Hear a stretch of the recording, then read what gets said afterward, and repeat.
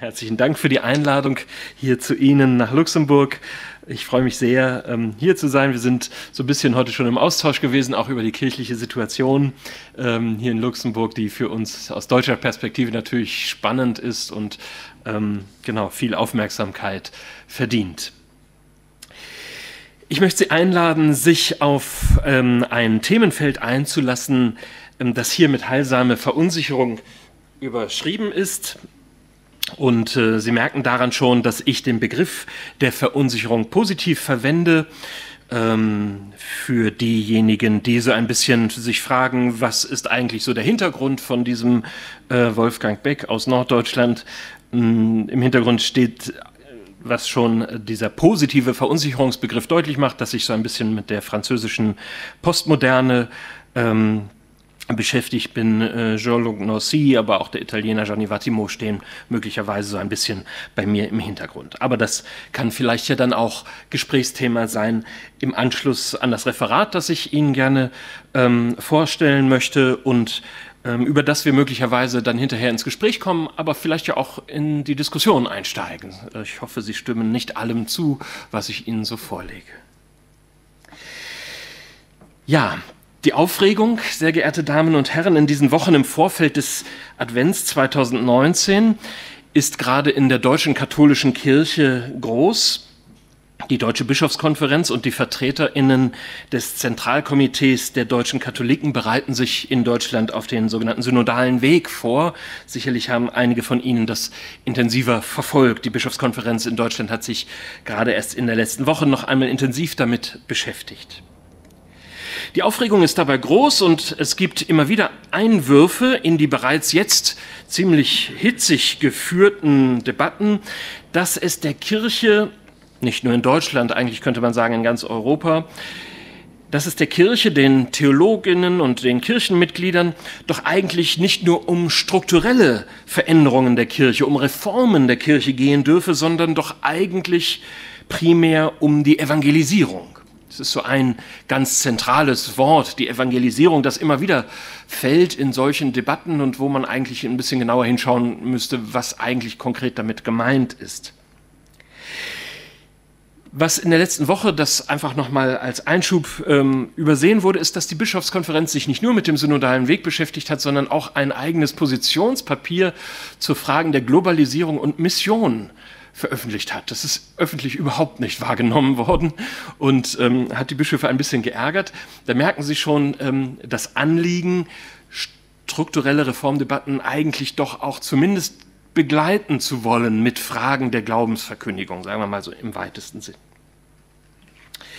Diese Aufregung, diese Hitzigkeit der Debatte, die ist bemerkenswert, weil das Anliegen der Evangelisierung zwar berechtigt ist, aber eigentlich nicht unbedingt mit den Missbrauchsskandalen um sexualisierte Gewalt durch Kleriker in den letzten Jahren und Jahrzehnten zusammenhängt. Und diese Missbrauchsfälle sind eigentlich der Anlass dafür, dass dieser synodale Weg jetzt beginnt.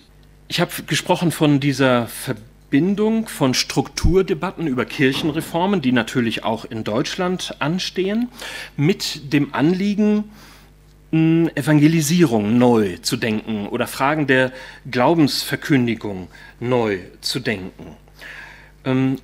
Offenbar wird hier eine erneuerte, engagierte Evangelisierung gefordert, weil das auch immer irgendwie gut klingt in kirchlichen Kontexten und natürlich von niemandem bestritten werden wird, dass das etwas Wichtiges und für die Kirche natürlich Zentrales ist. Gerade die Enzyklika Evangelii Gaudium von Papst Franziskus bietet hier ja eigentlich ein durchaus differenziertes Verständnis kirchlicher Verkündigung, die immer in der Lage sein muss, sich auch auf die gesellschaftlichen und individuellen Gegebenheiten einzulassen. Zugleich aber ist solch ein Begriff immer auch eine Chiffre für eine gewisse Hilflosigkeit, behaupte ich, im Umgang mit der gegenwärtigen kirchlichen Situation, wie sie natürlich nicht nur in Deutschland, sondern in ganz Westeuropa zu beobachten ist. Man kann fast sagen, je größer die Hilflosigkeit und Ratlosigkeit ist, desto häufiger wird von Evangelisierung und auch von Mission gesprochen. Die immer wieder beobachteten und analysierten Phänomene der gegenwärtigen Kirchenkrise die meist unter der Überschrift von Säkularisierungstendenzen thematisiert werden, bilden natürlich eine lange Liste, die Ihnen sicherlich auch mehr als vertraut ist. Ich will nur einige Schlaglichter auf diese Frage richten. Es gibt breite Säkularisierungseffekte westlicher Gesellschaften, wie sie vor allem in der Studie von Jerzy Roster und Detlef Pollack analysiert wurden und in denen sichtbar wird, dass sich Prozesse der Entkirchlichung überall dort ereignen, wo es wirtschaftliche Prosperität und Wohlstandszuwachs gibt, wo es individuelle Bildungschancen und Aufstiegschancen gibt. Diese Effekte drücken sich dann in einem weiten Absinken der Zahlen von Gottesdienstbesuchern und Besucherinnen, den Zahlen von gespendeten Sakramenten aus und vielen anderen Rückschritts- und Abschmelzungsphänomenen. Es gibt eine ganze Vielzahl von Effekten im weiten Umfeld der Säkularisierungsphänomene. Einige habe ich eben genannt. Doch nicht nur diese direkt spürbaren Entwicklungen der Religionspraxis sind davon betroffen. Eine Studie in der Diözese Münster hat gezeigt, wie weit die Bindungskraft der Kirche für ihre Mitglieder absinkt und sich dabei aus der zunehmenden inneren Distanz die Bereitschaft zum Kirchenaustritt erhöht. Die Kirchen haben also eine geringere oder abnehmende Bindungskraft für ihre eigenen Mitglieder. Hinzu kommt ein massiver Rückgang an Studierenden der Theologie, auch das werden Sie hier kennen, und der Religionspädagogik, aus dem sich nicht nur ein eklatanter Priestermangel, sondern ein Mangel aller Berufsgruppen im Raum der Kirche im pastoralen Dienst ergibt. Zumindest in Deutschland entsteht damit die fast kuriose und weltweit wahrscheinlich einmalige Situation, dass man sehr viel mehr Menschen auch hauptberuflich anstellen könnte, als dass es Menschen gibt, die sich genau für diese Anstellungen interessieren. Weltweit dürfte genau das Gegenteil eher die Regel sein. Die Gründe dafür sind natürlich vielfältig. So zeigen Jugendstudien wie etwa die vom Bund der Deutschen Katholischen Jugend, BDKJ, erstellte Studie mit dem Titel »Wie ticken Jugendliche?«, dass es zwar einen beachtlichen Anteil von Jugendlichen und jungen Erwachsenen mit Interesse an religiösen Fragestellungen gibt, diese aber nicht mit der Institution der Kirche verbunden sehen wollen. Die Gründe für den Rückgang der Studierendenzahlen liegen ganz entscheidend auch, wenngleich nie nur, in dem enormen Vertrauensverlust, den die Kirche aufgrund der Missbrauchsskandale durch Kleriker und die ebenfalls schwer erträglichen Vertuschungsskandale auf kirchenleitender Ebene ergeben. Es ist kaum verwunderlich, dass es für immer weniger junge Menschen attraktiv erscheint, sich auch beruflich in den Dienst einer Kirche zu stellen, die im öffentlichen Ruf steht, Verbrechen an Kindern nicht nur zuzulassen, sondern sogar zu begünstigen und dies nicht einmal wirksam abzustellen, indem an den begünstigenden Faktoren nachhaltig gearbeitet würde. All dies gehört zu den massiven Umbruchprozessen, die Sie in ähnlicher Weise eben hier in Luxemburg sicherlich kennen.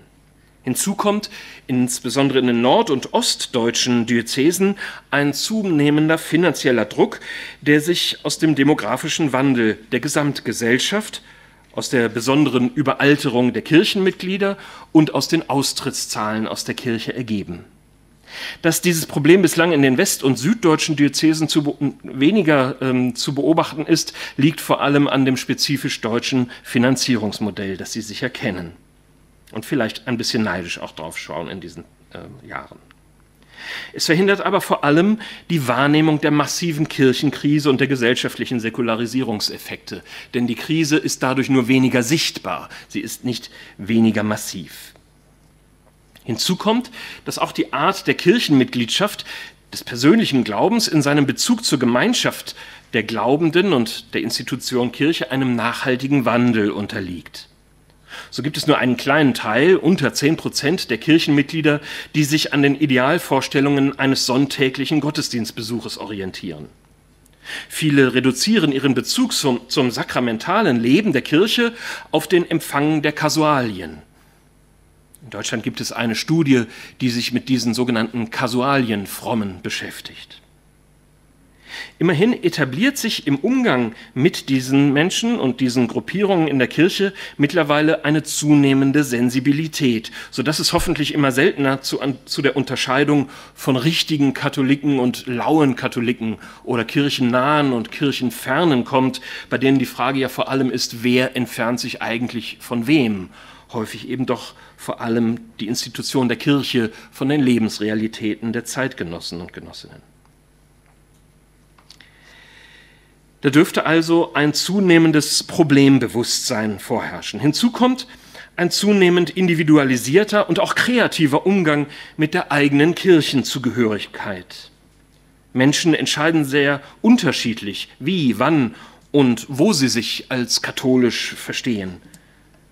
Wir haben eben gerade davon gesprochen, dass Menschen sich in Urlaubszeiten und an bestimmten Orten als katholisch verstehen, wenn sie im Familienurlaub sind und da eine Form für sich gefunden haben, Religionspraxis auszuüben, aber im Rest des Jahres vielleicht weniger. Das heißt, es kommt zu Segmentierungen, auch zeitlichen Segmentierungen, in denen ganz bewusst die eigene Religiosität gestaltet und gelebt wird, aber in anderen Phasen des Lebens oder an anderen Orten des Lebens dann eben nicht oder ganz anders. Das mag so ein kleines Beispiel sein dafür, dass es sowohl zu diesen Segmentierungen kommt, wie auch zu religionshybriden Identitäten, wo Menschen unterschiedliche Religiositäten und Religionstraditionen miteinander kombinieren und gar nicht verstehen, dass es Menschen irgendwie schwer nachvollziehbar finden könnten, wenn jemand sowohl Buddhist wie auch katholischer Christ ist.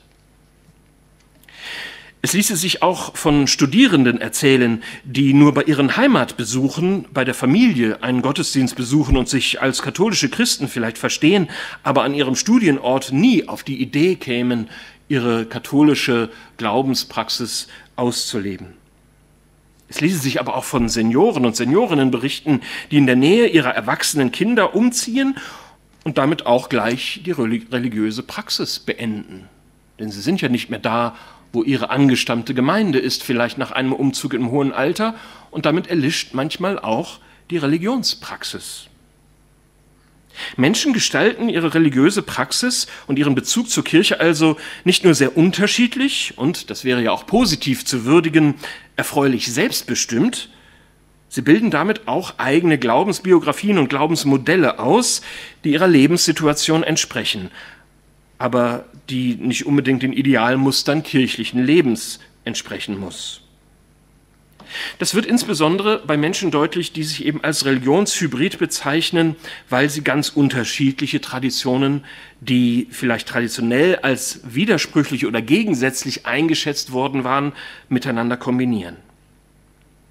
In diesem kirchlichen und gesellschaftlich säkularen Umfeld wäre zu bestimmen, was kirchliche Glaubensverkündigung im 21. Jahrhundert überhaupt sein kann. Ganz allgemein und generell nach einer Evangelisierung zu rufen, genügt da sicherlich nicht. Und es ist eher eben ein Ausdruck von Hilflosigkeit. Natürlich widerspricht niemand, wenn es diesen Ruf nach Evangelisierung gibt, aber einerseits ist völlig klar, was damit gemeint sein, ist völlig unklar, was damit gemeint sein könnte, und es gibt schließlich auch eine große Bandbreite sehr unterschiedlicher Verständnisse von kirchlicher Verkündigung, von Evangelisierung und Mission. Fragen Sie 10 kirchliche Mitarbeiter oder 10 Theologinnen, was Mission und Evangelisierung ist, und Sie bekommen wahrscheinlich auch 10 sehr verschiedene Antworten, vielleicht sogar manchmal gegensätzliche. Andererseits muss doch wohl gefragt werden, warum derjenige oder manchmal auch diejenige, der so eindringlich das Anliegen der Evangelisierung vertritt, nicht selbst schon längst auf beeindruckende Weise damit begonnen hat.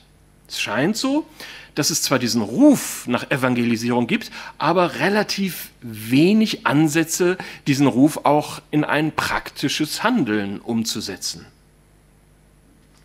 Der Grund kann ja nur sein, dass er oder sie selbst dann auch noch nicht so ganz überzeugende und geeignete Formen gefunden hat, die in dem skizzierten gesellschaftlichen Umfeld auch wirklich Tragfähigkeit erzeugt. Am ehesten drückt sich solch eine zeitgemäße Form der Verkündigung wohl in dem aus, was die französischen Bischöfe in ihrem sicherlich auch hier berühmten Hirtenwort Proposé la foi, also Anbieten des Glaubens, formuliert haben. damit ist klar, dass jede Verkündigung einerseits Formen des machtförmigen Belehrens zu vermeiden hat. Das wäre eine Minimalforderung.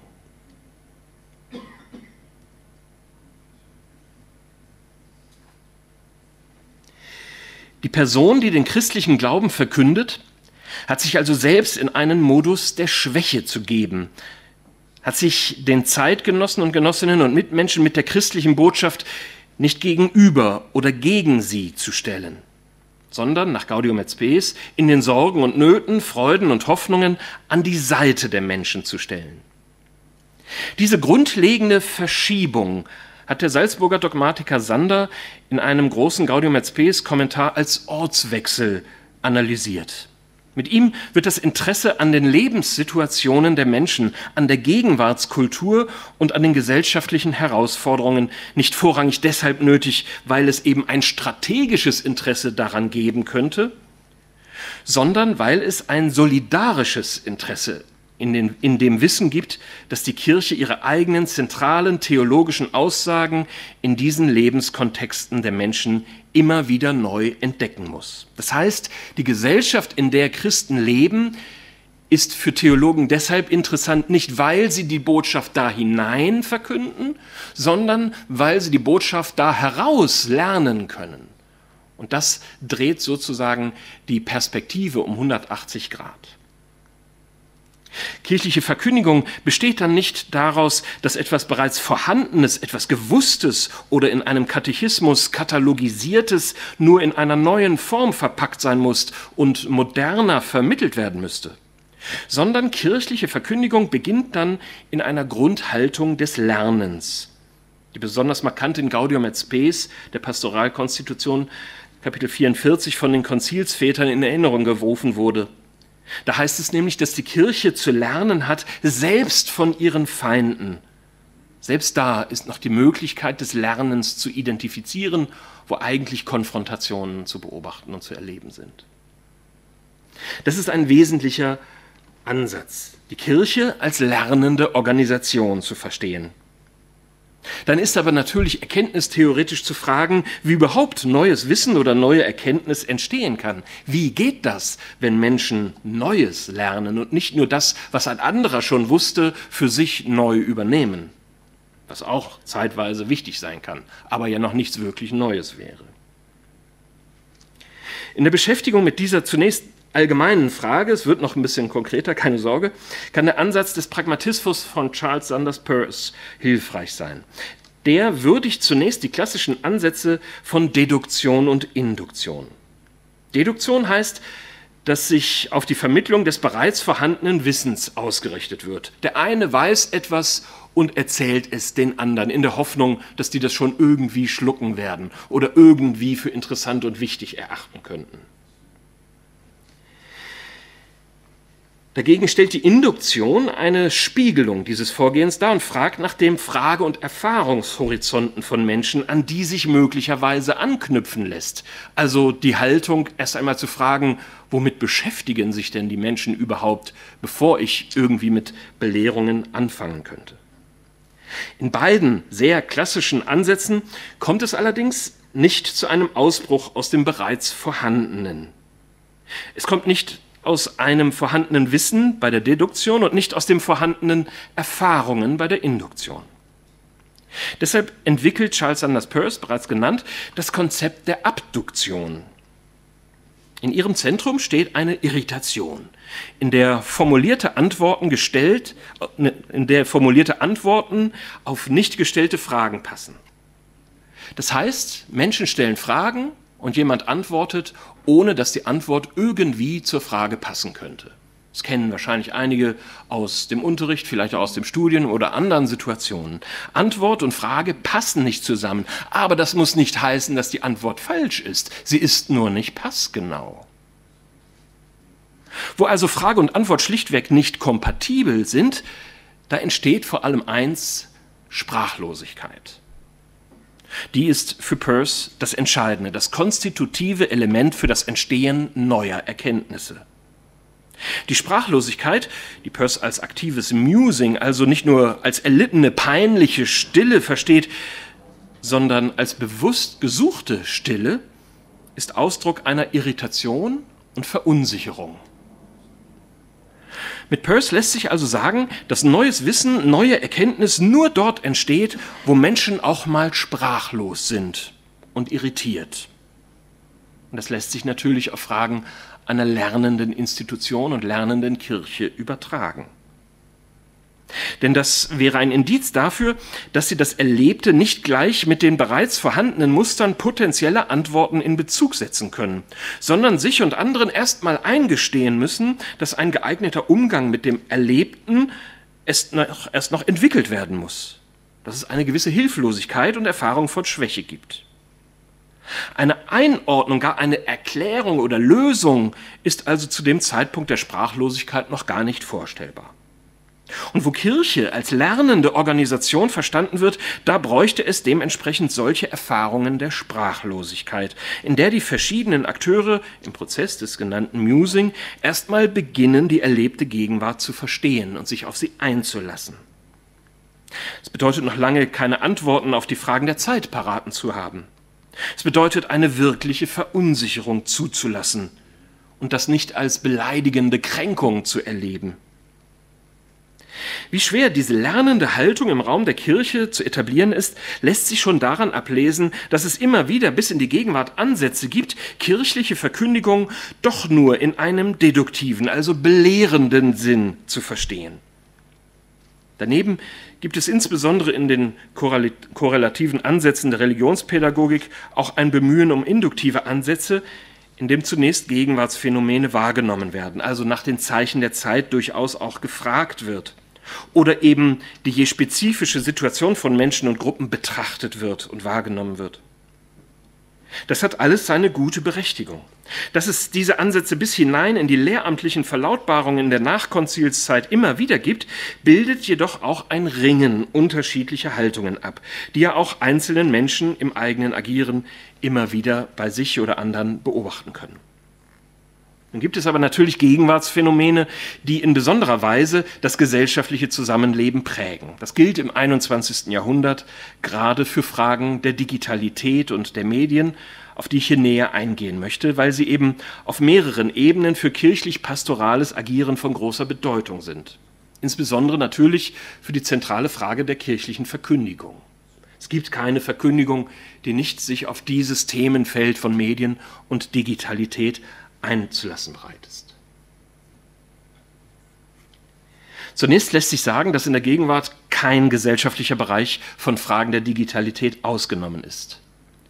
Ausnahmslos alle Menschen in unseren Breiten sind in unterschiedlichen Bereichen ihres Lebens von Fragen der Digitalität betroffen.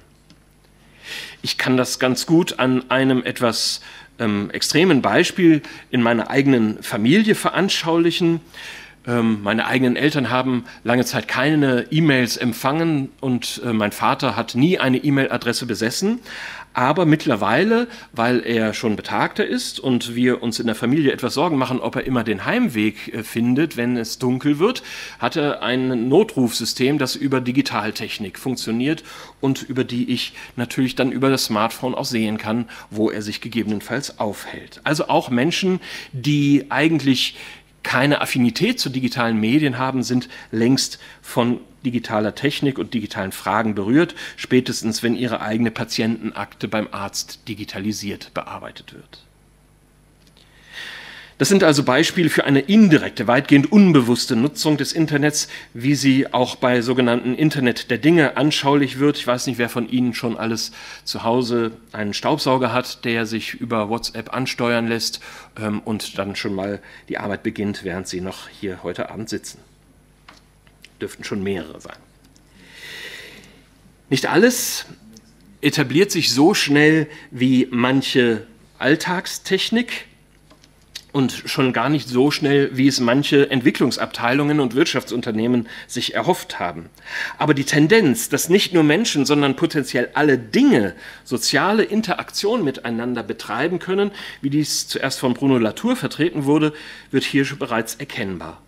Das heißt zunächst, dass es keinen Gesellschaftsbereich gibt, der von Phänomenen der Digitalität ausgenommen wäre. Das Es gibt also eine enorme technisch-kommunikative Expansionskraft. Das kann man immer mit einem kleinen Motiv deutlich machen, wenn es um die Grundbedürfnisse der Menschen geht und dann dieses etwas zum Schmunzeln anregende Bild darstellt, was für zumindest junge Menschen eigentlich als überlebensnotwendig erachtet wird. Das ist ganz grundlegend vor allem ein Akku, der nicht leer ist, und WLAN, das halbwegs frei zur Verfügung steht. Damit richtet sich ein bisschen humorvoll der Blick insbesondere auf Jugendliche und junge Erwachsene, bei denen die Nutzungsquote von digitalen Medien praktisch auf 100% angestiegen ist in den westlichen Gesellschaften. Wer allerdings auch nach älteren Generationen fragt, wird da schnell feststellen, dass es da ein rasantes Aufholen gibt, dass also auch bei über 60-Jährigen mittlerweile über 90% aktiv digitale Medien nutzen. Mit weiter ansteigendem Grad, sodass mittlerweile eigentlich nicht mehr sinnvoll ist, klassische Identifizierungen vorzunehmen. Es hat mal lange Zeit versucht, mit dem Begriff der Digital Immigrants und Digital Natives, also den Jugendlichen, die ganz natürlich hineingeboren werden in die Nutzung digitaler Technik, und die sich das erst mühsam nachträglich aneignen müssen. Diese Gegenüberstellung gilt weithin mittlerweile als obsolet. Es gibt in der Untersuchung von Mediennutzung bei jungen Menschen zunehmend ein Problem für die soziologischen Institute, dass es nicht mehr leicht festzustellen ist, wie viele Stunden am Tag eigentlich Menschen sich im Internet bewegen und digitale Technik nutzen, weil es mittlerweile eigentlich der selbstverständliche Status ist, online zu sein und nicht mehr bewusst damit begonnen wird und das beendet wird, sondern es gilt eigentlich als permanenter Zustand. Den meisten Menschen ist nicht mehr bewusst, wann sie eigentlich online sind und wann nicht. Die Alternative, offline zu sein, ist allenfalls als eine Krisenerfahrung denkbar. Die permanente Internetnutzung stellt also den Normalfall dar, weshalb eine abgegrenzte Zeitangabe für die Internetnutzung hier für die meisten Menschen kaum noch möglich ist. Die Frage nach der Nutzung des Internets wird damit immer mehr obsolet. Man ist online, anstatt das Internet nur hier und da zu nutzen. Das Digitale ist deshalb als realer, selbstverständlicher Bestandteil des Alltagslebens und damit zu einem wichtigen gesellschaftlichen Bestandteil geworden, mit massiven Prägekräften auch über das Digitale hinaus. Die Unterscheidung zwischen virtuellen und realen Elementen des Lebens, die sich etwa in kirchlichen Positionen immer noch finden, entspricht kaum noch der gesellschaftlichen Realität. In kirchlichen Kontexten gibt es immer wieder ein Plädoyer, dass doch das Face-to-Face-Gespräch von realen Menschen miteinander irgendwie einen anderen Status haben müsste, als das miteinander chatten oder auf andere Weise miteinander in Verbindung stehen. Darin spiegelt sich noch die Vorstellung einer deutlichen Unterscheidung von real und virtuell. Diese Unterscheidung ist aber den meisten, zumeist jüngeren Menschen, kaum mehr möglich. Das Virtuelle ist für die meisten Menschen längst real und das Reale lässt sich nicht mehr ohne das Virtuelle denken.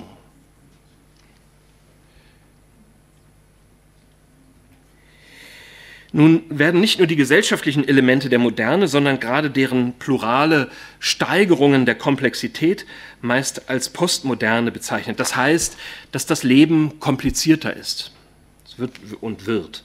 Das wird dann an verschiedenen Facetten deutlich gemacht, die ich kurz benennen möchte. Diese Komplexitätssteigerungen haben einfach viele Facetten. Als Beispiel lässt sich auf die Vervielfältigung oder man kann sogar Explosion von Studienmöglichkeiten und Ausbildungsmöglichkeiten für junge Menschen verweisen. Es gibt geradezu einen Dschungel von unterschiedlichen Bachelor- und Masterstudiengängen an den europäischen Universitäten und Hochschulen und eine unüberschaubare Fülle an möglichen Studienabschlüssen. Der Soziologe Peter Groß hat diese Entwicklung als Multi-Optionsgesellschaft interpretiert, mit der sich natürlich Freiheitsgewinne enormen Ausmaßes einstellen und Gestaltungsmöglichkeiten eröffnen. Das ist also erstmal positiv, ein Gewinn an Möglichkeiten. Zugleich entstehen für Einzelne in diesen Optionen immer auch Überforderungseffekte. Das werden Sie erleben, wenn Sie mit eigenen Kindern oder Enkeln oder Jugendlichen einfach damit zu tun haben, wie Entscheidungen getroffen werden können für einen bestimmten Studiengang oder einen Ausbildungsweg. Das sind in der Regel wirklich anstrengende Suchprozesse, in denen es auch nicht einfach ist, Hilfestellung anzubieten. Diese naheliegenden Überforderungseffekte stellen eine der Ursachen dafür dar, dass es in den unüberschaubar vielfältigen Optionen dann doch wieder bestimmte Muster und Strukturen gibt, die sich fast wie Moden wieder etablieren. So ist es wahrscheinlich auch in Luxemburg, zumindest ab einer bestimmten Einkommensstufe und einem bestimmten Milieu, ganz üblich, dass Jugendliche für Auslandsaufenthalte ins Ausland gehen. Während man das vor 20 Jahren eigentlich noch hätte begründen müssen, wenn einer sich dafür entscheidet, während der Schulzeit für eine längere Zeit ins Ausland zu gehen, muss es heute eigentlich derjenige begründen, der es nicht tut und dezidiert nicht will. Da merken Sie, welche Umkehrung sich in diesen gängigen Mustern entwickelt hat. Das heißt, es gilt als unhinterfragbar ideal, Auslandsaufenthalte absolvieren zu können. Das nur als ein Beispiel dafür, dass sich neue Muster auch in der Biografiegestaltung dann entwickeln. Im Erleben einer Fülle von Möglichkeiten entstehen so neue Normen und Muster, durch die die Einzelnen dann natürlich auch wieder Entlastung finden von den Überforderungserfahrungen der Angebote. Gesteigert wird die Überforderung meist durch den für die Postmoderne charakteristischen Verlust der Zentralperspektive. Das heißt, es gibt nicht den einen oder die eine, die sagen kann, wie das Leben zu laufen hat, was richtig und was falsch, was gut und nicht gut ist. Dieser Verlust einer Zentralperspektive wurde klassisch als Abschied von den großen Narrativen beschrieben.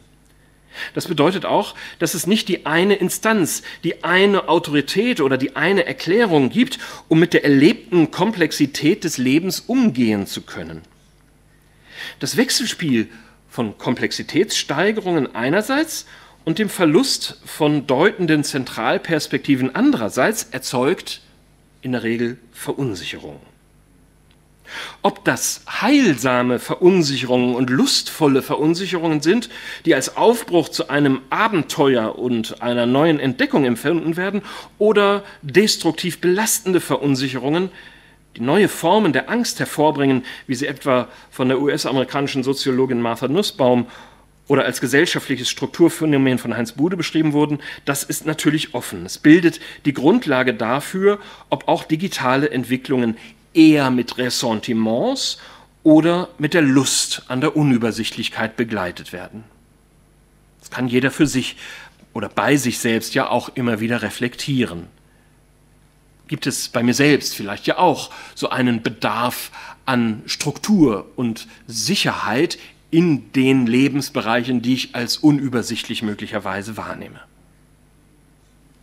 Ich möchte Sie einladen, zwei Vertreter näher in den Blick zu nehmen, die sich hier etwas profilierter positioniert haben. Da ist zunächst der Berliner Philosoph Byung-Chul Han. Er äußert massive und weitgehende Vorbehalte gegenüber den Strukturen und den Entwicklungen der Digitalität. An einer Stelle schreibt er, ich zitiere, auch die neuen Medien und die Kommunikationstechniken verdünnen das Sein zum anderen. Die virtuelle Welt ist arm an Andersheit und deren Widerständigkeit. Die Virtualisierung und die Digitalisierung bringen das Reale immer mehr zum Verschwinden, das sich vor allem durch seine Widerständlichkeit bemerkbar macht. Zitat Ende. Byung-Chul Han beobachtet offenbar, dass das Digitale vor allem von seinen Defiziten gegenüber dem als real gekennzeichneten zu bestimmen ist. Gerade weil das Digitale konsequent an den Bedürfnissen und den Interessen einer Gesellschaft wie auch der Individuen geprägt ist. Es orientiert sich zu 100% an den Bedürfnissen seiner Nutzerinnen und es vermeidet, etwa durch die Funktion von Algorithmen, Irritationen durch zu geringe Passungen. Das heißt, ich bekomme in einem digitalen Umfeld in der Regel das angeboten an Realitätswahrnehmung, was mir auch entspricht. Ich bekomme nicht das angeboten, was mir übel aufstößt, was meine Widerständigkeit auslöst oder Protest bei mir hervorruft. Das Reale hingegen zeichnet sich für Byung-Chul Han durch eine für den Menschen erlebbare Vorfindlichkeit aus, mit dem der Mensch eben umgehen muss, ob es ihm passt oder nicht, ob es ihm zurechtgerechnet wurde über Algorithmen oder nicht, ob er oder sie will oder nicht. Das Reale ist damit deutlich widerständiger. Es bedarf der Bearbeitung, um mit ihm umgehen zu können. Es fordert also mehr Kraft und Zeit und Energie und häufig auch Umwege. Ein weiteres Beispiel ergibt sich für Byung-Chul Han aus der Neigung zu Transparenz, die mit der Digitalität und insbesondere den Social Media verbunden ist. Denn diese Transparenz ermöglicht eine Annäherung an Echtzeitberichterstattung und eine Dezentralität der Medienakteure bei gleichzeitigem Funktionsverlust von Redaktionen. Es gibt eben in den Social Media nicht die eine Instanz der Redaktionen, die vorsortiert, was für die Menschen interessant sein könnte oder relevant sein könnte. Und deswegen gibt es eine sehr viel größere Unübersichtlichkeit, weil ich sehr viel mehr angeboten bekomme. Damit ist die Gatekeeper-Funktion, so nennen das die Kommunikationswissenschaftler, der Redaktionen weitgehend verloren gegangen. Aus diesen Elementen entstehen positive Demokratisierungseffekte. Es ist also erstmal zu würdigen. Die ganzen Revolutionen in nordafrikanischen Staaten wären ohne die Social Media und der Möglichkeit der Beteiligung nicht denkbar gewesen. So konnten eben dort die Demonstranten gerade aufgrund ihrer digitalen Vernetzung den Sturz von Diktatoren erzwingen. Und es gibt Beispiele von religiösen kleinen Gemeinschaften, die schnell als Sekten bezeichnet werden, in denen unglaubwürdig gewordene Sektenanführer von ihren Anhängern gestürzt wurden, weil sich über die Social Media entdecken ließ, dass deren Lebensstandard nicht ihren Predigten entsprachen. Das heißt, für Diktatoren und für Sektenanführer und ähnliche fragwürdige Zeitgenossen sind Social Media immer gefährlich, weil sie immer subversive Kraft entfalten können und Kontrollmechanismen entfalten, da wo die Autoritäten unglaubwürdig sind. Und es gibt Untersuchungen dazu, dass das eben für religiöse Anführer eine besondere Herausforderung darstellen kann. In den Social Media kann eben jeder und jede die eigene Einschätzung und Meinung mit potenziell unendlich vielen Menschen teilen und damit auch öffentliche Diskussionen mitgestalten, sie also nicht nur beobachten und rezipieren. Hier können alle von bloßen Nutzerinnen zu Aktiven werden. Neben diesen positiven Kontroll- und Demokratisierungseffekten sieht Han aber vor allem in der dabei entstehenden Idealisierung der Transparenz ein Problem, weil der Mensch auch auf Räume des Intransparenten angewiesen ist. Dazu sagt er, noch einmal ein Zitat von ihm: Der Transparenzgesellschaft erscheint jede Distanz als Negativität, die es zu eliminieren gilt. Sie stellt ein Hindernis für die Beschleunigung der Kreisläufe, der Kommunikation und des Kapitals dar. Zitat Ende. Mit Byung-Chul Han haben wir also einen profilierten Vertreter einer grundlegenden Skepsis oder eines grundlegenden Ressentiments gegenüber digitalen Formaten.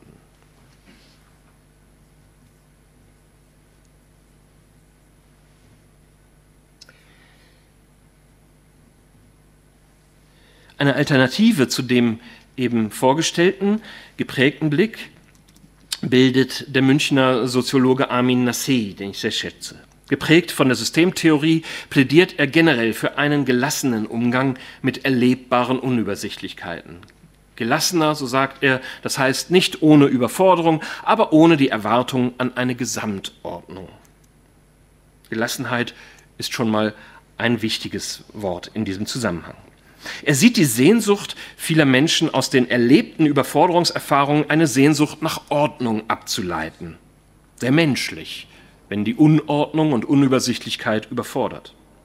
Wo diese Sehnsucht, die ja auch in kirchlichen Kontexten immer wieder zu beobachten ist, in die Produktion und die Gestaltung von Ordnung übergeht, da entsteht jedoch keine Ordnung, sondern es entsteht ein Selbstwiderspruch. Denn Versuche in der Postmoderne, neue Formen von Ordnung zu erzeugen oder sie aus einem Teilsegment der Geschichte und Tradition heraus zu revitalisieren, steigert lediglich die Komplexität und Unübersichtlichkeit. Das erleben Sie insbesondere bei traditionalistischen Gruppierungen, auch im Raum der Kirche, die in einem Segment der Christen und Christinnen große Plausibilität entfalten, aber natürlich als ein Angebot neben den anderen einsortiert werden. Das heißt, ihr eigener Anspruch eigentlich, das eigentliche Ganz abzubilden, schmilzt dann doch auf ein Teilangebot eines Segmentes. Sie sind Teil einer Unübersichtlichkeit, die sie eigentlich abschaffen wollten. Deshalb warnt Nassei, wenn er sagt, modern ist es, die auseinanderstrebenden Momente vereinen zu wollen, und antimodern ist es, dies dann auch zu tun. Das bringt eigentlich seine ganze Soziologie an der Stelle auf einen Punkt. Er hat ein großes Verständnis für die Sehnsucht nach Ordnung, aber er warnt davor, sie wirklich umzusetzen. Ich will es bei diesen beiden Vertretern unterschiedlicher Umgangsweisen mit dieser Unübersichtlichkeit belassen. Sie haben beide ihr Recht und können immer wieder produktiv und kreativ miteinander in Bezug gesetzt werden.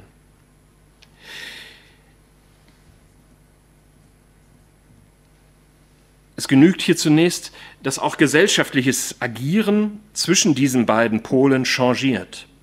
So sei lediglich auf 2 Zeitungsmeldungen verwiesen, die in jüngerer Zeit in Deutschland veranschaulichen können, wie teilweise euphorisch, aber auch tendenziell panisch nach einem Umgang mit Digitalität gesucht wird. Da hieß es etwa, Zitat, ein deutliches Zeichen will die Bundesrepublik Deutschlands in der Forschung künstlicher Intelligenz setzen. 100 neue Professuren sollen entstehen. Eine stattliche Zahl. Zitat Ende. Mit 100 neuen Professuren startet die Bundesregierung in dieses für sie irgendwie unübersichtliche Feld. Und in einem anderen Zeitungszitat heißt es, eine Digitalisierungsnervosität hat sich breit gemacht, die alles auf einmal will. Genau so scheint es bei den 100 Professuren auch zu sein. Schnell mit einem Kraftakt alles klären wollen. Nun werden Sie hier in Luxemburg andere Phänomene der Suche bereithalten, und ich neige zu dem positiven Klischee, dass Sie dabei größere Gelassenheit zeigen. Doch zugleich wird es andere Formen des gesellschaftlichen Ringens um einen angemessenen Umgang und eine geeignete Gestaltung der Entwicklung von Digitalität geben, die ja gerade aufgrund ihres übernationalen Charakters immer wieder auch für Herausforderungen und Probleme sorgt, etwa bei den gesetzgeberischen Instanzen oder beim Umgang eben der demokratischen Strukturen mit diesem übernationalen Charakter von Digitalität. Doch wie lässt sich nun die religiöse Kommunikation, also die kirchliche Verkündigung, im katholischen Kontext in diesem gesellschaftlichen Umfeld bestimmen oder vielleicht sogar gestalten? Zunächst fällt mir beim Blick in viele Formen kirchlicher Verkündigung eine Grundhaltung auf, die ein wenig bemüht wirkt und wenig gelassen. Sie erinnert mich an Kommunikationsformen, die ich manchmal an Brücken oder Wänden lese, wenn ich solch ein Graffito sehe. Sandra, komm bitte zurück. Komm zurück, bitte. Bernd vielleicht. Vielleicht gibt es an Luxemburger Betonwänden oder Brücken ähnliche Statements von verletzten, enttäuschten Liebhabern, die offenbar nicht so ganz verstehen, warum sich ihre Liebste Sandra von ihm getrennt hat. Hinter so einem öffentlichen Bekenntnis der Liebe und dem flehenden Ruf zur Rückkehr steckt natürlich ein persönliches Drama. Zugleich ruft es jedoch die Frage hervor, wie viele Sandras werden wohl jemals zu ihrem Bernd zurückgekehrt sein, wenn sie an irgendeiner Hauswand so einen Spruch gelesen haben? Hoffentlich waren die Sandras so vernünftig, nicht aufgrund eines solchen Graffitos zurückzukehren. Hoffentlich hätte es dann bessere Gründe gegeben. Es darf angenommen werden, dass der Aktionismus des Bernd, den wir hier nicht kennen, zwar anrührend ist, aber eben doch komplett wirkungslos. Und der größte Teil kirchlicher Kommunikationsstrukturen sind mit so einem flehenden Aufruf des Bernd durchaus vergleichbar. Es ist ein durchaus engagierter, ein dramatischer Appell zur Rückkehr, damit hoffentlich wieder alles gut wird. Und dabei nimmt Bernd und in Analogie wohl dann eben auch viele kirchliche Akteure gar nicht wahr, dass vielleicht schon zuvor die Beziehung grundlegend gestört war und schon vorher, vor der Trennung, vielleicht nicht alles so gut war, wie Bernd sich das eigentlich erhofft hatte. Eine große Einladung, ein Appell zur Rückkehr ist dann eher hohl und zu Recht eher wirkungslos.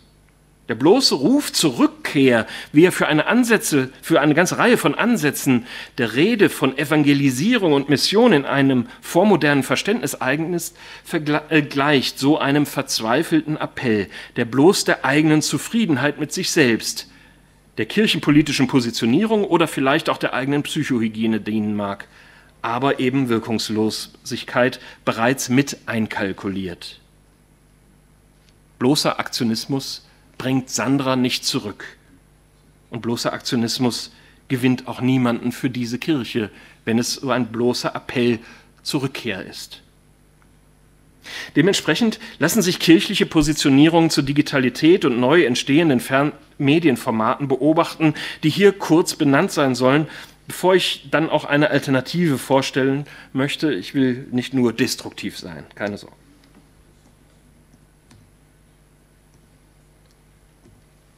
Zu den klassischen kirchlichen Haltungen, hinter denen deutliche Ressentiments gegenüber dem Virtuellen erkennbar sind, gehört die Annahme, die Social Media seien doch eher oberflächlich. Während die Kirche sich in ihren Glaubensverkündigungsformaten um die eigentlichen Themen, um die existenziellen Fragen kümmere, also über eine sehr viel größere Ernsthaftigkeit und Seriosität verfüge. Nun trifft der Vorwurf der Oberflächlichkeit sicherlich auf viele Medienangebote zu, doch gehört zur christlichen Theologie eigentlich doch gerade auch eine Würdigung des vordergründig Sichtbaren.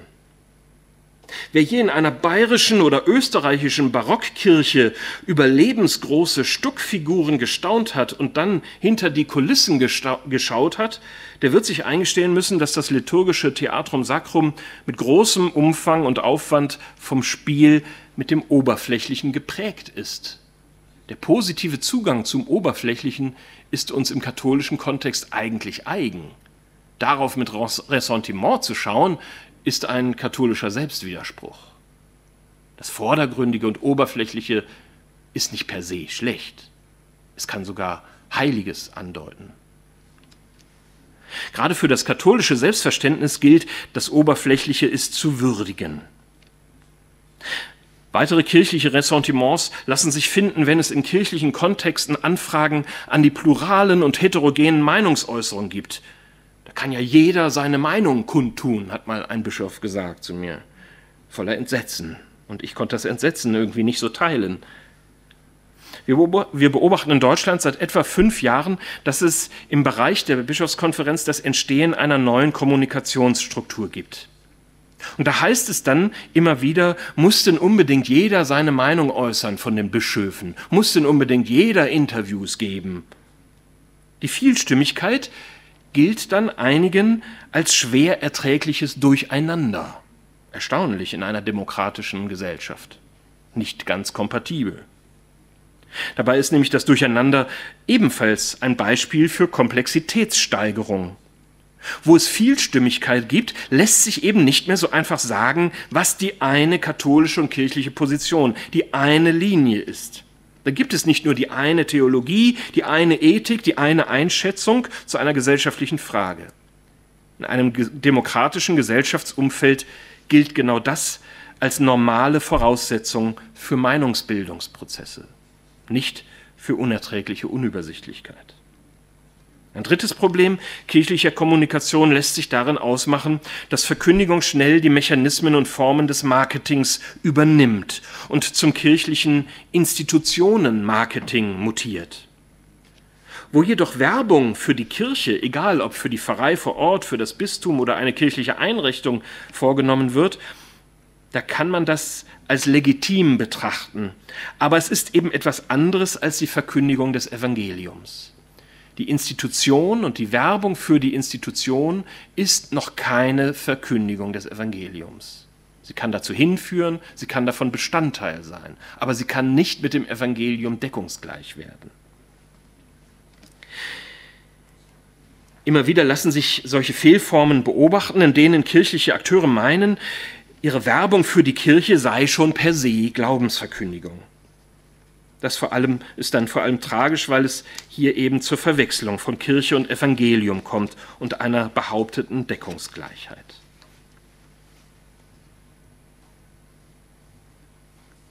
Neben diesen genannten Fehlformen gibt es auch kirchliche Deformationen ihrer eigenen Verkündigung in die ausschließlichen Felder von Medienethik und Medienpädagogik hinein. Es gibt starke Positionierungen von kirchlicher Seite im Blick auf diese Felder von Medienethik und Medienpädagogik.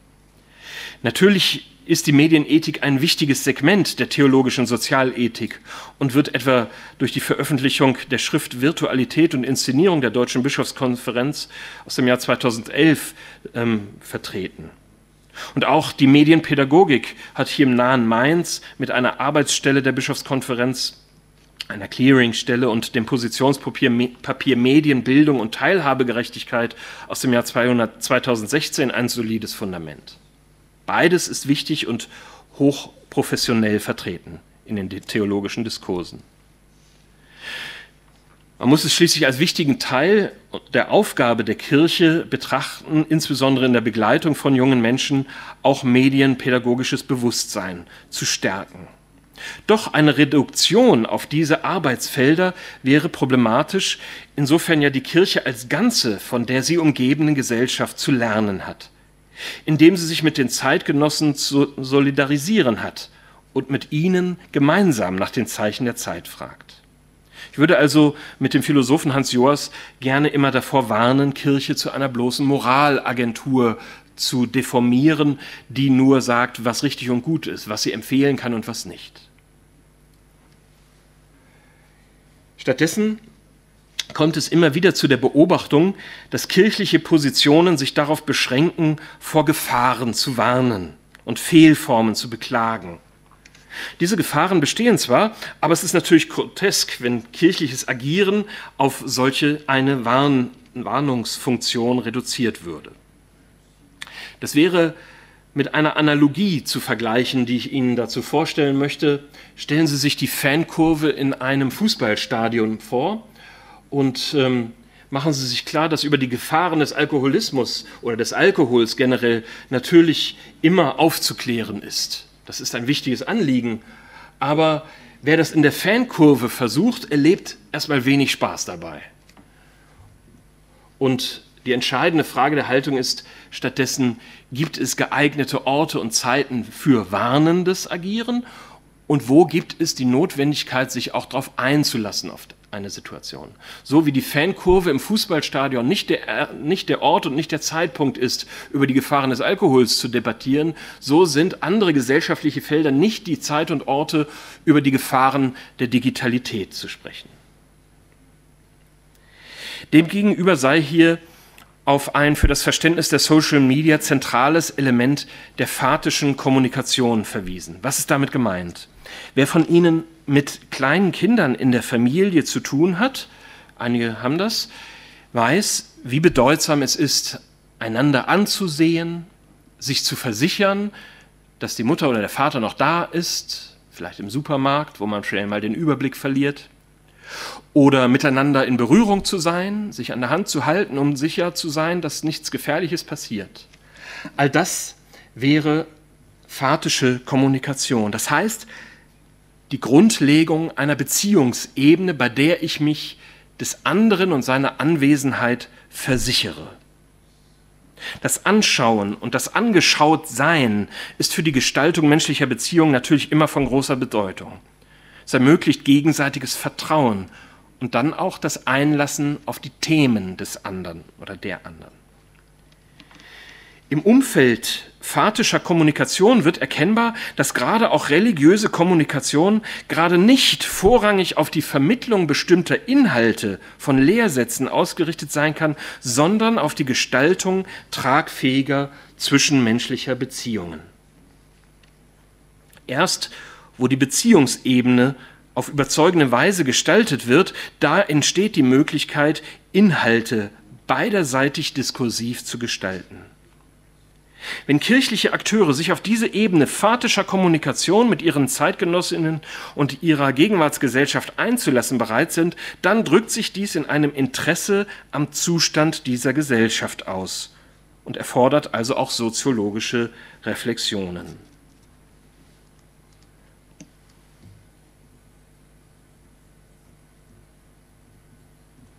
Einige möchte ich ganz kurz vorstellen, die mir hilfreich erscheinen.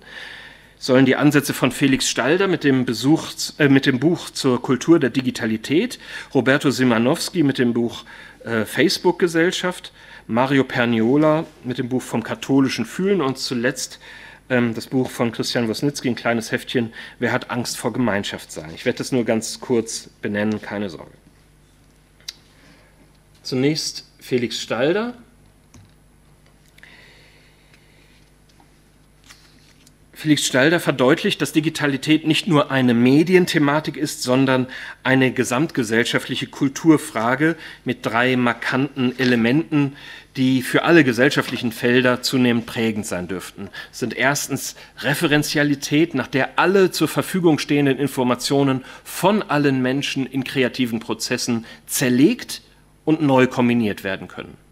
Zweitens Gemeinschaftlichkeit, die in die neue Entstehung von Sozialformen übergeht. Das heißt, Menschen sind miteinander in Verbindung, obwohl sie vielleicht weit entfernt voneinander sind oder in völlig anderen Lebenskontexten sind. Und drittens, von Algorithmizität mit der technischen Hilfsmechanismen zur Strukturierung von Unübersichtlichkeit ausgedrückt sind. Aus allen 3 Elementen, die hier nur kurz benannt sind, ergeben sich nicht nur Anfragen an kirchliche Verkündigung, sondern an das bestehende kirchliche und theologische Selbstverständnis. Wo es zu expliziten Formen kirchlicher Verkündigung kommt, da unterliegt sie unabdingbar diesen Prozessen der Gegenwartsgesellschaft. Das heißt auch, wenn kirchliche Akteure eigene Inhalte zur Verfügung stellen und anbieten, liegt es nicht mehr in ihrer Hand, was damit geschieht.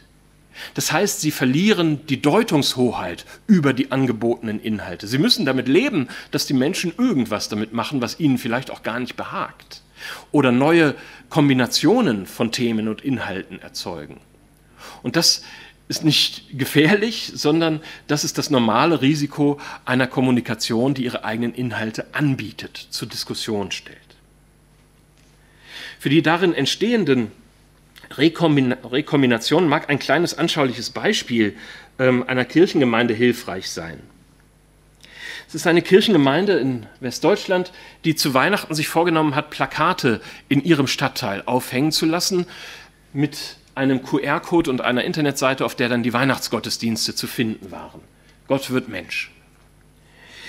Nun ergab sich aber, weil die Kirchengemeinde keinen Einfluss darauf nehmen konnte, welche Plakate rechts und links davon angebracht werden, dass es zu einer sehr kreativen Konstellation kam mit dem Autokonzern, der etwas anregend Kreatives daneben gesetzt hat, natürlich ungeplant, nämlich aufs Wesentliche reduziert. Klein ist groß, der neue Ab. Gewissermaßen eine forcierte Weihnachtsbotschaft. Erst in der Kombination fand übrigens auch die Plakataktion der Kirchengemeinde breite Wahrnehmung. Ein kleines Beispiel dafür, dass solche Rekombinationen, die nicht planbar sind, die den Akteuren und Verantwortungsträgern aus der Hand genommen sind, trotzdem zu kreativen und anregenden Ergebnissen führen können. Oder vielleicht nicht trotzdem, sondern gerade deshalb. Verantwortungsträgerin ist also hier die Erfahrung der Schwäche zuzumuten, das aus der Hand zu geben, was ihnen doch eigentlich so wichtig war.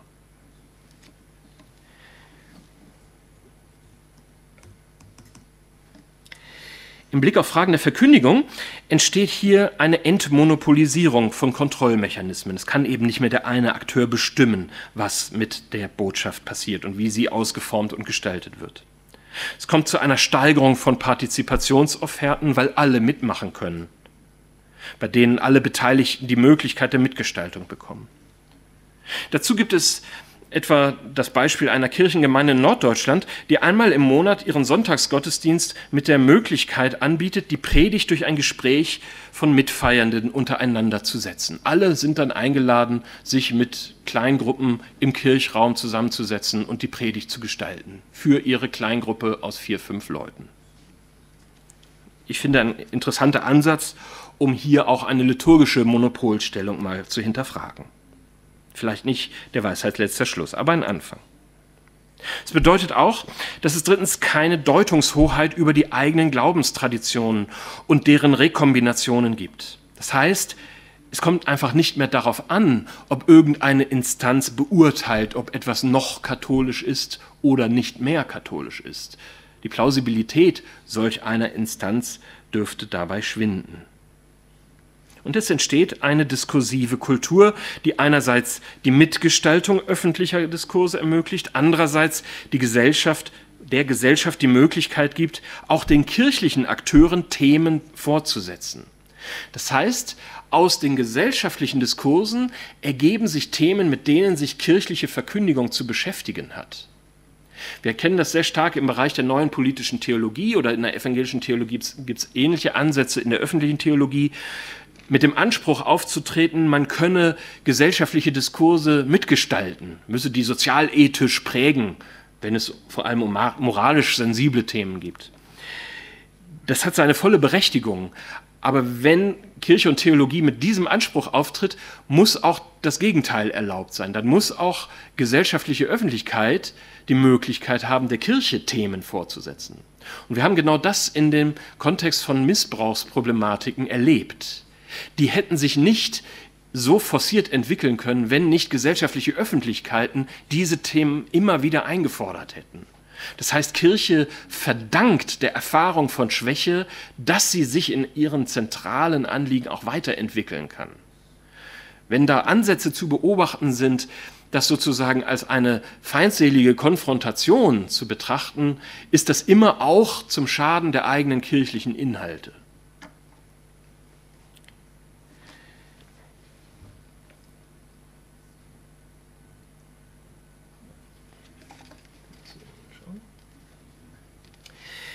Eine Kirche, die sich in ihrer Glaubensverkündigung auf diese Ansätze der fatischen Kommunikation einlässt, also sich positiv zu Erfahrungen der Schwäche einlässt, wird weitergehende Effekte erleben.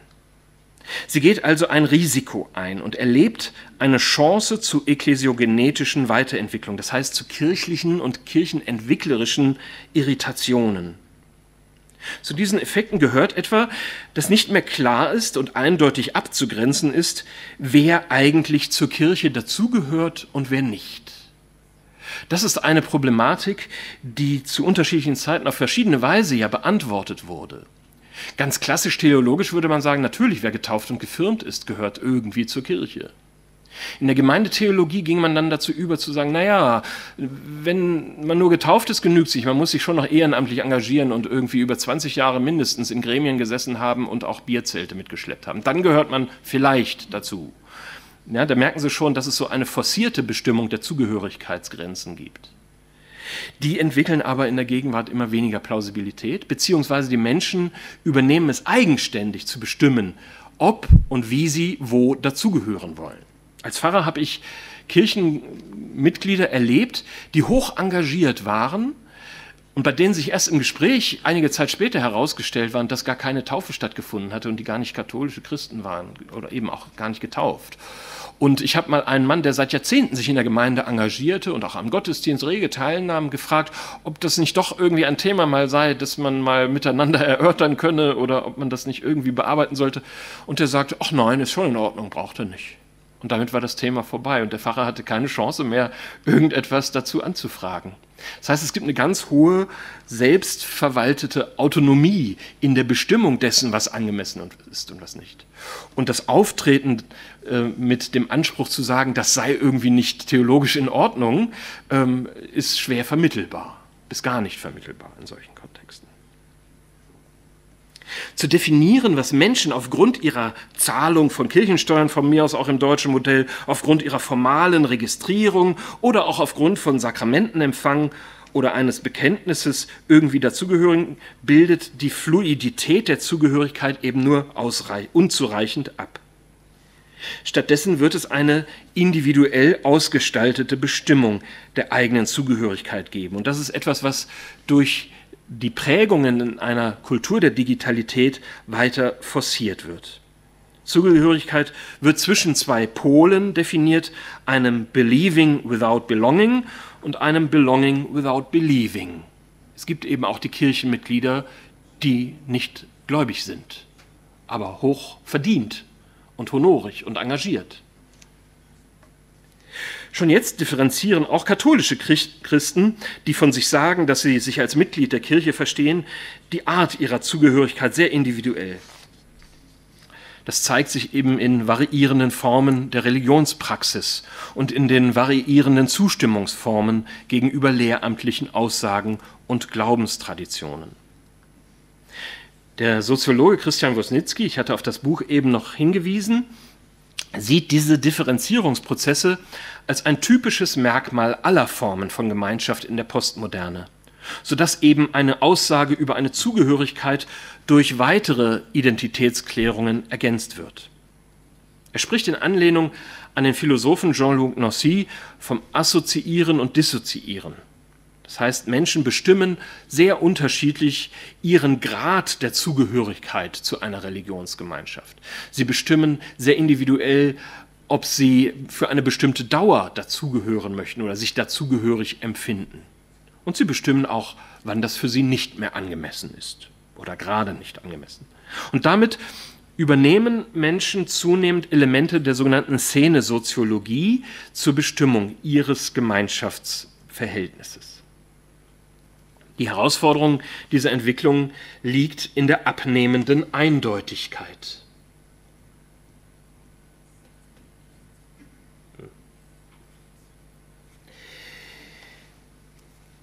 Diese abnehmende Eindeutigkeit ist sozusagen das Spiegelbild einer Komplexitätssteigerung und kann als typisches Merkmal der Postmoderne bezeichnet werden. Die Gemeinschaft als ein offenes, unabgeschlossenes Gewebe von Beziehungen, welche im Zuge der doppelten Bewegung der Vernetzung entstehen und alle Menschen nicht nur miteinander verbinden, sondern auch einander aussetzen, ungeschützt und schwebend. So bestimmt Christian Wosnitzki sein Idealbild von Gemeinschaft. Ganz interessant ist, dass dieser Wosnitzki auch eine Beobachtung formuliert, nicht nur im Blick auf Kirche, er beschäftigt sich eigentlich nicht mit Kirche exakt, sondern mit Gemeinschaftsformen allgemein und sagt aber, wenn besonders viel von Gemeinschaftlichkeit und Communio gesprochen wird, dann ist Skepsis angesagt, weil dann in der Regel zu kleine Gemeinschaftskonzepte angesetzt werden. Das heißt, Gemeinschaft wird als eng definierter Kreis verstanden dann häufig. Also er nimmt sozusagen die häufige Rede von Gemeinschaftlichkeit eigentlich als Indiz dafür, dass eine Problemlage im Verständnis der Communio vorherrschen könnte. Jetzt kann man das natürlich auf kirchliche und theologische Kontexte übertragen, in denen es ja meist keinen Mangel an Rede von Gemeinschaft gibt, aber durchaus einen Mangel an Erlebnis von Gemeinschaft. Möglicherweise aufgrund zu kleiner Communio-Konzepte und dem Versuch eindeutiger Bestimmungen von Zugehörigkeit zu diesen Gemeinschaftskonzepten.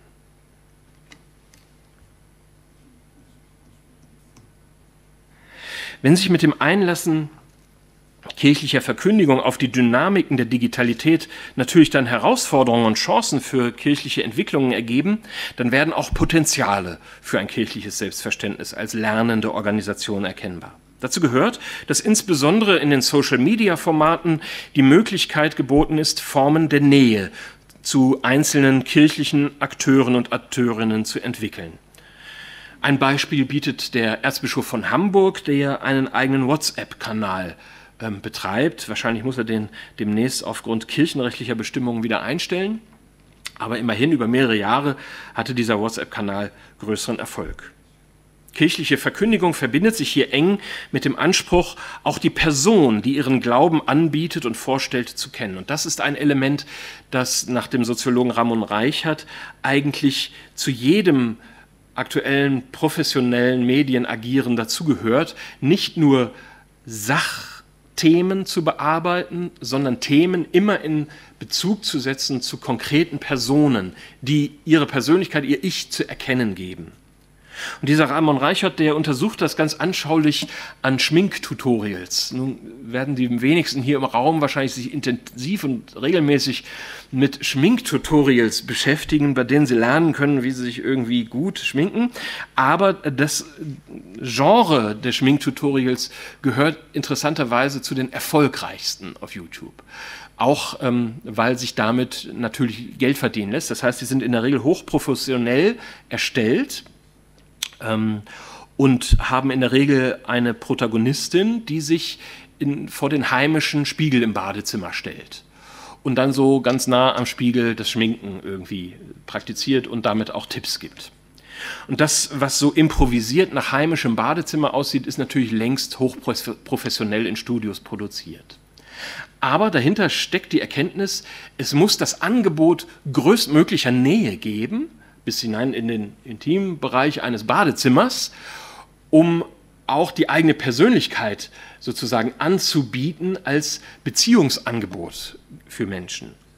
Und das Spannende ist nun, dass diese Protagonisten in den Schminktutorials durchaus politisches Bewusstsein haben und einzelne Ausgaben dieser Ratgeber auf YouTube dann dazu benutzen, gesellschaftsrelevante Themen auch zu bearbeiten, sich also nicht nur mit Schminkfragen zu beschäftigen, sondern mit gesellschaftlichen Fragen und dabei eine Reichweite erreichen, die alle kirchlichen Prediger und Predigerinnen erblassen lässt. Hier wäre für kirchliches Engagement viel zu lernen. In diesem Lernen ergibt sich die Möglichkeit, auch zu simple Heiligkeitskonzepte hinter sich zu lassen, wo man sagt, naja, immer wenn etwas entzogen ist, wenn etwas den Blicken entzogen wird, dann behaupten wir in katholischer Tradition in der Regel schon, das wäre deshalb schon heilig. Genauso wie die Dinge, die nicht verstanden werden, schnell als heilig erklärt werden. Das ist aber eine zu oberflächliche oder zu simple Argumentationsstruktur natürlich. Das genügt nicht, um Heiligkeitskonzepte zu legitimieren. In digitalen Kontexten wird schlichtweg alles diskutiert, es wird alles fragmentiert und die Behauptung, dass irgendetwas entzogen sei solchen diskursiven Prozessen, findet wenig Akzeptanz, auch wenn das vielleicht manche in den Kirchen schmerzen mag.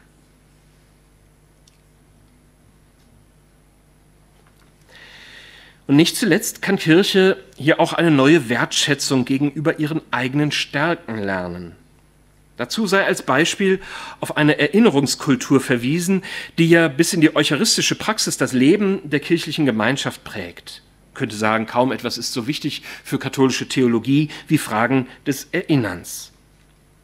Es ist ein dynamisches Erinnern, das wie alles menschliche Erinnern durch eine dynamische Selektion gekennzeichnet ist. Das heißt, niemand, der sich erinnert, erinnert sich an alles, sondern jeder erinnert sich nur deshalb, weil er auch vergessen kann, beziehungsweise sortieren kann, was nochmal erinnerungswürdig ist und was sofort an uns vorbeirauscht und uns nicht unnötig belasten muss. Das heißt, auch theologisches und kirchliches Erinnern ist durchaus durch eine große Dynamik der Auswahl gekennzeichnet. Deshalb kommt es immer wieder mal zu Hinweisen von Kirchenhistorikern, dass Dinge, die eigentlich als unabänderlich hingestellt werden oder als kontinuierliche Tradition vorgestellt werden, doch irgendwann eigentlich schon mal in der Kirche vorhanden waren. Das sind dann manchmal so eher peinlich berührende Momente und die Glanzstunden der Kirchenhistoriker. Das zeigt aber nur, dass auch Erinnerung in der Kirche nach dynamischen Prozessen verläuft, also lebendig ist und eben nicht nur ein Archivieren. Häufig wird kirchliche Traditionsbildung nur verstanden als Archivierung. Das wäre aber dann nicht dynamisch und es wäre eigentlich problematisch, wenn es nur das wäre. Wenn also auch Kirche vergisst, um sich auf Neues einzulassen, ist es gerade ein positiver Erinnerungsbegriff und der wäre in die Diskurse um die Digitalität wirklich gewinnbringend einzutragen. Denn im digitalen Kontext gibt es eigentlich eher einen Mangel an dynamischem Erinnern. Dazu braucht es ein Einlassen auf gesellschaftliche Verhältnisse, um das auch anbieten zu können. Und es braucht das Überwinden von Ressentiments gegenüber der Gegenwartskultur. Es braucht die Akzeptanz einer Position der Schwäche, die sich im Einlassen auf Dezentralität ausdrückt, im Einlassen auf variierende individuelle Zugehörigkeitsbestimmungen zur Gemeinschaft der Kirche und auch in einer lustvoll riskanten Bereitschaft, sich auch als einzelne Person mit Standpunkten, mit persönlichen Glaubenswegen und unabdingbaren Korrekturen sichtbar zu machen und zu zeigen. Genau das würde ich ermutigend allen kirchlichen Akteuren immer wieder mit auf den Weg geben. Es gibt ein großes Interesse und einen großen Bedarf daran, dass Menschen sich als Christen und Christinnen vorstellen mit einer profilierten Meinung zu einem Thema, mit der Bereitschaft gleichzeitig diese mit anderen zu diskutieren. Genau diese Kombination, profilierte Meinung mit Diskussionsbereitschaft, die wäre etwas, was gewinnbringend in kirchliche Verkündigung einzutragen wäre. Kirchliche Verkündigung wird deshalb insbesondere in einem digitalen Umfeld dialogisch-diskursiv zu gestalten sein und die eigene kirchliche und theologische Pluralität und Vielstimmigkeit darin abbilden. Das gilt übrigens für alle Formate kirchlicher Verkündigung und religiöser Kommunikation. Das gilt bis zur Predigt. Auch eine Predigt dürfte kaum noch Akzeptanz finden, wenn sie monolithisch vorgestellt wird, wenn sie sozusagen nur das sagt, was angeblich richtig und katholisch sein muss und nicht verschiedene Facetten katholischer Theologie aufzeigt, vielleicht auch Brüche katholischer Theologie und Vielstimmigkeit abbildet.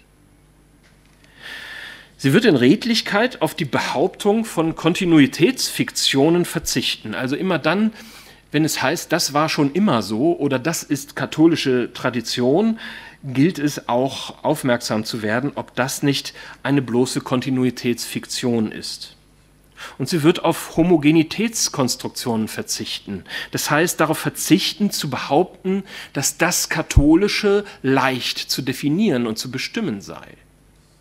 Wer meint, er könne das Katholische in wenigen Sätzen benennen, der kennt das Katholische wahrscheinlich einfach nicht in seiner Vielschichtigkeit.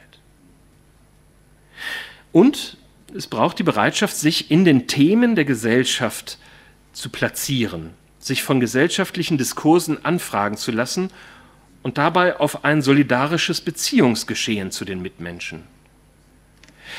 Das heißt auch, dass gesellschaftliche Themen zu erfragen sind und dann zu bearbeiten.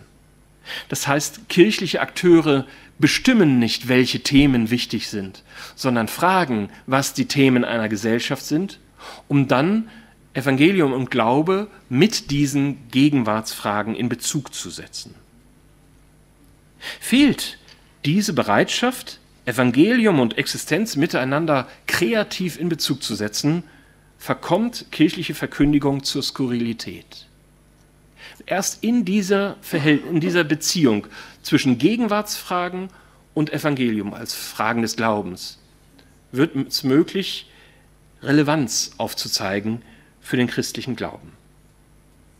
Vielen Dank.